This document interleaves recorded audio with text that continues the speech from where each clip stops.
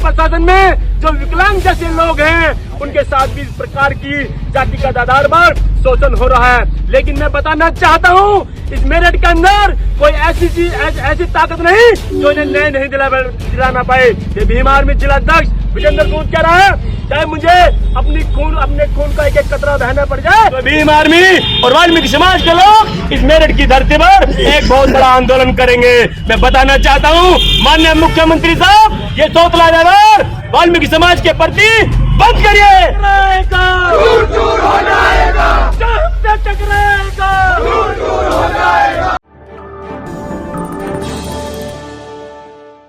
नमस्कार, जय भीम, सत श्री अकाल, आदाब।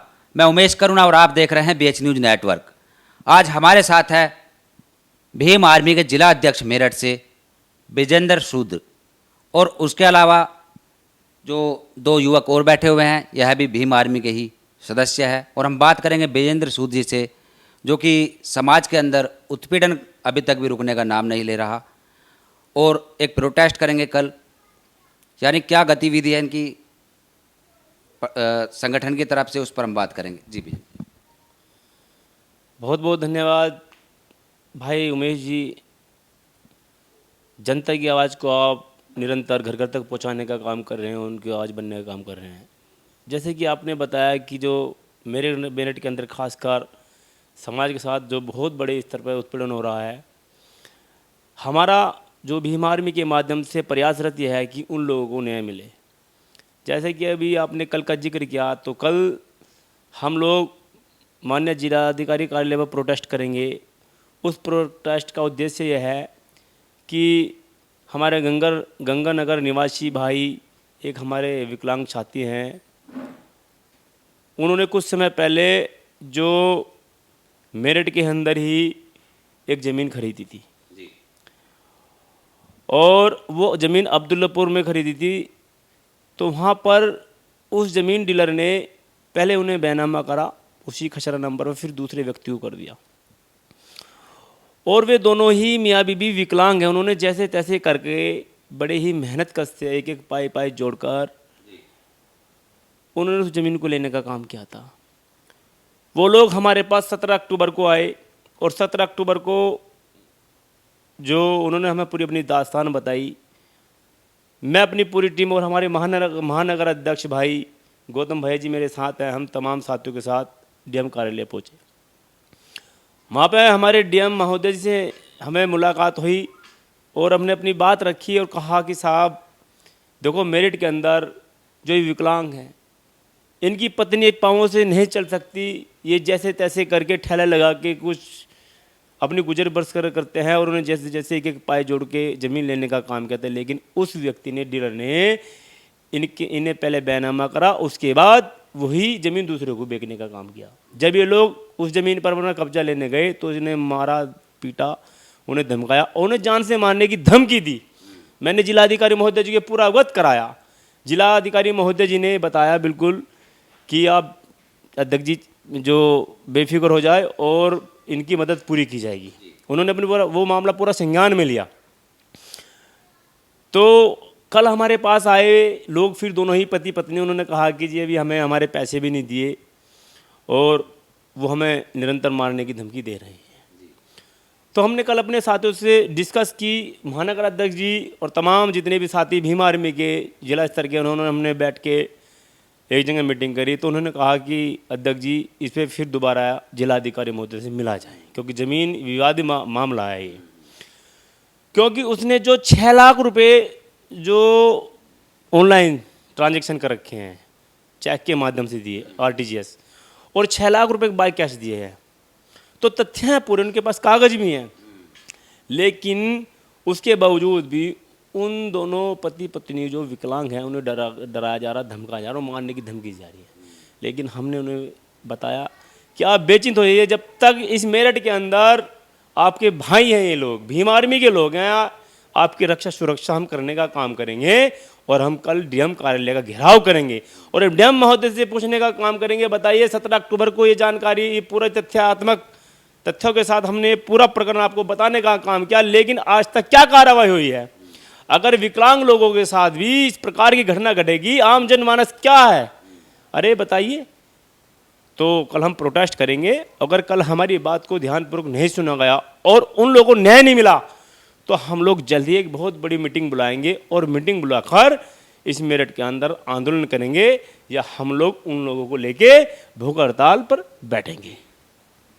देखिए, विजेंद्र सूद ने जो बताई बात, क्योंकि एक तो वह दलित है जो पीड़ित है और ऊपर से विकलांग है, यानी डबल पीड़ित है, और उसके साथ जो ये अन्याय किया जा रहा है, ये जातिगत जो भावना है उसके तहत ऐसा होता है। और दूसरी बात हम बता दें कि मेरठ के अंदर एक मल्याना फाटक जो फ्लाईओवर है और उससे आगे एक कॉम्प्लेक्स बना हुआ है, वहाँ पर भी अभी विजेंद्र सूद ने एक लड़ाई लड़ी थी, जो कि ठेला खड़े करने वालों को जबरन वहाँ से हटाया जा रहा था और उसमें कामयाबी पाई है। ये खुशी की बात है कि आज जो भी कोई लड़ाई लड़ी जाती है तो कामयाबी मिलती है, और जो कल प्रोटेस्ट होगा उसमें देखेंगे कि कितनी कामयाबी मिलेगी। क्या जो अधिकारी है वह अधिकारी बात मानेंगे या इसी तरह जो तानाशाही चल रही है, जो आरोपी पक्ष है कि उसका पलड़ा भारी होगा।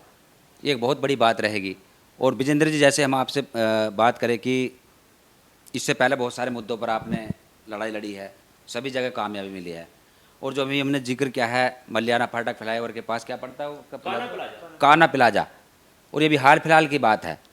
यानी कि जो कार्य करते हैं पूरी मेहनत के साथ करते हैं, जी जान से करते हैं, जान की बाजी लगा कर करते हैं और उसके बाद कामयाबी मिल जाती है। जी उमेश जी, आपने जिक्र कहा जो कान्हा प्लाजा का, जो कान्हा प्लाजा है, कान्हा प्लाजा के मालिक ने जो वहाँ पे कान्हा प्लाजा के आगे जो नाला है, नाले से कम से 7 फुट आगे बैरिकेडिंग करी थी। वो बैरिकेडिंग इसलिए करी क्योंकि वहाँ पे जो गरीब मजदूर लोग हैं वो अपना जो ठेलों पर फल बेचकर अपने बच्चों का लालन पालन करते हैं, और उन लोगों ने उन गरीबों को ठेले हटवाने का काम किया। और वे ठेले वाले तमाम मेरठ के अंदर जितने भी संगठन पार्टियां उनके पास गए, लेकिन उनकी कहीं से कोई मदद नहीं हुई। हम लोगों को जैसे ही प्रकरण संज्ञान में हम रात में उनके बीच में पहुंचे और उनकी सारी पूरी जो समस्या हमने सुनी, सुनने के बावजूद हमने कहा कि ठेले तुम्हारे यहीं लगते थे, यहीं लेंगे। उन्होंने बताया कि साहब ये 20-20, 25-25 साल से हम ठेले लगा रहे हैं। हमारे अब से पहले हमारे माँ बाप, हमारे जो लोग लगाते थे, हमारे बड़े, उसके बाद हम लगा रहे हैं। इन्हीं ठेलों पर हम अपने फल बेचकर अपने बच्चों का लालन पालन करते हैं, पोषण करते हैं। जिसमें किसी एक जाति विशेष के नहीं है, उसमें सर समाज के लोग थे। लेकिन जैसे पता चला, मैंने तुरंत मैं डीएम साहब के गया और उन्होंने वहाँ पूरा संज्ञान उन्होंने बताया। फिर मैं एडीएम सीडीजी के पास गया। एडीएम सीडीजी ने तुरंत एकदम नगर आयुक्त को फ़ोन करा, कहने लगे भाई ये कौन लोग हैं, ये कौन कान्हा प्लाजा के लोग हैं जो गरीब मजदूरों का शोषण कर रहे हैं और इनके ठेले हटवाना चाहते हैं। उन्होंने मेरे सामने तुरंत, और उन्होंने कहा अध्यक्ष जी आप चिंता न करेंगे, ठेले में लेंगे। और हमने उनकी लड़ाई को लड़ने का काम करा। हम सौभाग्यशाली, हम जिस कौम से आते हैं वो उस कौम की आदत दिशा बहुत बुरी है। और बाबा साहब ने संघर्ष करा, साहब काशीराम जी ने संघर्ष करा। उनके संघर्ष जो हमारे रगों में है, और ये संघर्ष अंतिम सांस तक रहेगा। और हम कोई किसी पे एहसान नहीं कर रहे हैं। ये जो हमारे हिस्से की लड़ाई है, हमारा कर्तव्य है, क्योंकि बाबा साहब जो कर गए थे, हम तो उसे चलाने का और उनकी विचारधारा को घर घर पहुँचाने का प्रयास कर रहे हैं। लेकिन जब कान्हा प्लाजा की बात करी तो कान्हा प्लाजा की में तो जितनी महिलाएं थी, मैं करुणा जी बताऊँ आपको उमेश जी, उनमें सारी महिलाएं थी। हमारा अध्यक्ष जी गए वहाँ पे और वे रो रही थी। जब वे रो रही थी तो उनके आंसू नहीं देखे जा रहे थे, हमारे भी आंखों में आंसू।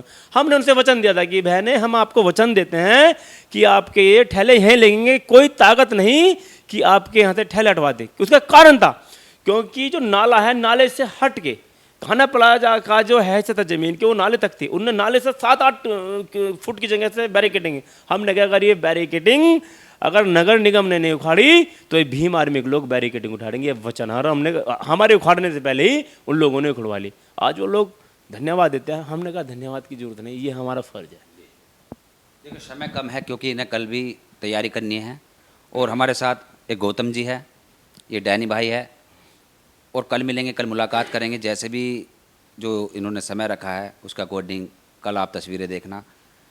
तो आज के लिए इतना ही। मैं उमेश करुणा इजाज़त लेता हूँ। जय भीम, धन्यवाद।